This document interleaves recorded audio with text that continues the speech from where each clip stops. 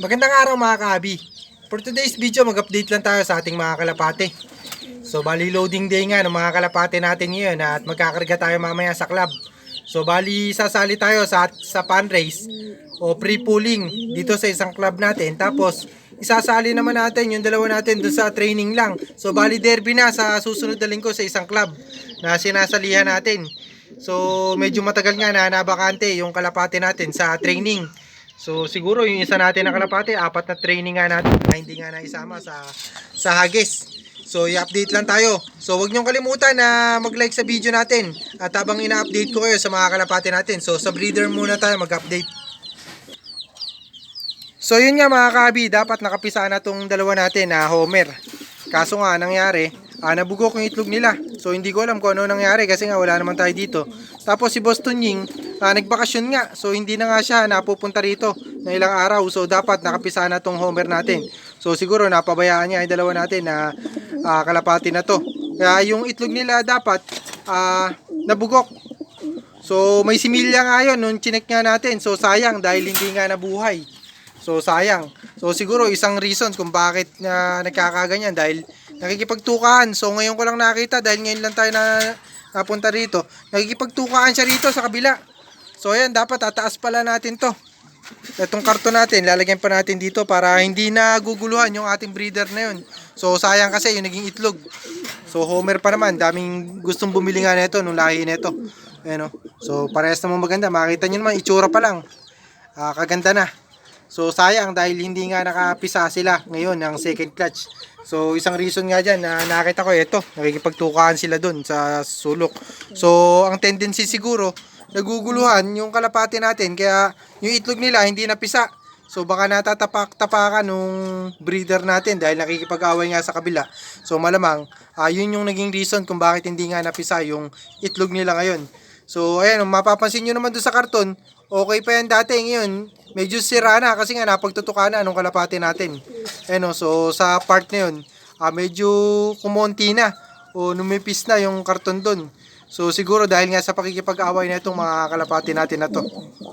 Ayan. So nakikipag-away dito, ayan, kitang-kita nyo naman siguro. Talagang gusto nga nila na magtukaan, kaya yun.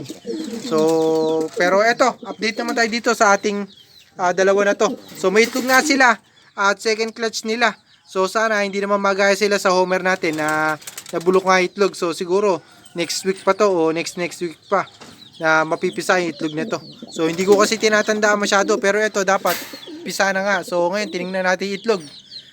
Tinapon nga natin. Parehas nga na may similya kaso sa kasamaang palad patay nga yung nasa loob ng itlog. So update naman tayo dito sa isa natin na breeder. Dito. Ayan. So ito yung pangatlong breeder natin. Ayan, so baka hindi ko na nga sila pagitlugin ulit. Ayan, itong dalawa natin. So medyo malaki na. So bali ihiwalay ko na to sa Sunday. Itong dalawa na to. Na young bird natin eh, no. So nakita niyo naman, gandang kulay. Parang ganito yung mga kulay na nabili nga sa atin na kalapate eh, no. Pagbibili nga yung ganitong kulay natin na kalapate na anak nito. Ay bali kamag-anak nila. Ayan, so ganyan yung kulay. So hindi ko alam kung ano nangyari kasi nag-message sa akin yung isang nakabili sa atin na nagpupuling nga raw sila dahil mabilis yung dalawa natin na binenta nun. Bali anak na lang pala ng binenta natin nun sa kanya. So mabilis nga raw kaya nagpupuling siya. So hindi ko alam kung ano naging update dun at kung nanalo ba siya o kung ano nangyari dun sa ibon sa anak ng kalapate na binili sa atin. So inbreed kasi yun, bali parang pinupuro niya na kasi magkamag-anak parehas yung nakuha sa atin ni Sir. So hindi ko alam kung ano nangyari dun. Pero sana nanalo nga sana si Sir. So hindi ko pa alam kung ano update dun sa inilaban niya. Yan. So yan lang naman yung update natin sa breeder natin. So huwag niyo kalimutan na mag-like at mag-update na tayo dun sa ating panglaban. So ito naman yung ating mga panglaban. Ayan. So yun yung isa natin na panglaban, yung black checkered na yan, no? Ayan, yung violet yung singsing. So yan yung panglaban natin para sa susunod na linggo. So bali first lap derby na nila. So bali yung sinalihan natin ng mga nakaraan dito, Parehas naman siya nag-clock sa first lap nga ng pan race saka first lap ng grand pooling. So medyo maganda yung premyo doon at sana tuloy-tuloy nga na mag-clock yung ibon natin. Tapos ito naman yung isang panglaban dito sa loop natin. Ayan. So ito sa kasama natin to. So nag-clock naman pare-parehas yung ibon natin dito. So ito nag-clock din to sa pan race kaso ihinto na natin doon kasi nga bali pan race na ngayon ng club nga na young bird siya. So kumbaga sa isang club kasi all bird category siya. So ngayon yung club natin na young bird siya na para doon talaga yung category niya. Bali doon na tayo magsasali o sasali natin siya ron. Ayan. So okay naman, sana mabilis siyang makauwi kasi nung huling hagis niya, siguro parang 4 na araw pa nga, 4 na hagis pala tayo, hindi nakakapag-hagis dito. So ito, 3 lang. Yung ating violet ang singsing. So 3 hagis nga siya, hindi na ihagis. O nakapagsampa sa training, ito 4 na to. Ayan, so hopefully, makayanan nga nila yung hagis. O yung ating training sa mga kalapate, no. Okay naman, maganda naman yung kondisyon ng kalapate natin kahit na naglulugo na no. So siguro medyo patapos na to yung paglulugo ng kalapate natin. So bali magbibigay lang tayo ng vitamin sa kanila. Sa dalawa natin na kalapate. Ito sa mga young bird, baka bukas na tayo magbigay ng vitamins dito sa mga young bird natin. So okay naman to. So kaso nawala nga si Boston Ying, hindi pa tayo magpapakawala ng young bird kasi nga wala pa mag-aasikaso.